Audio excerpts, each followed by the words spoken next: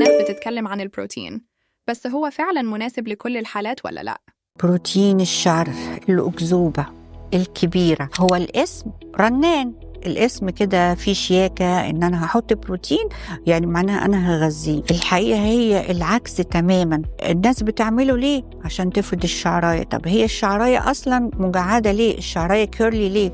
لأن في بونز أو في روابط هي اللي بتربط بروتين الشعر ببعض. الروابط ديت قوية قوي، فبالتالي الشعراية مش منسدلة، لكن الشعراية فيها نوع من أنواع التموج أو هي شعراية كيرلي. فعلشان خاطر نفردها الروابط دي لازم تتكسر. يعني كارثة، يعني أصبح البروتين اللي هو مغلف الشعراية بتاعتنا متكسر، يعني الشعراية بكل بساطة تتقطع.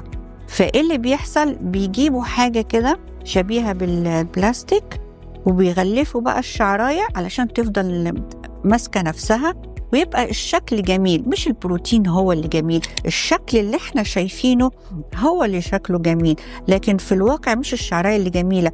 يوم ورا التاني كل ما بنشطف شعرنا كل ما الشعر بيتعرض للعوامل التعرية الخارجية، كل ده هيروح وهتتبقى الشعراية المضرورة بشكل سيء جدا.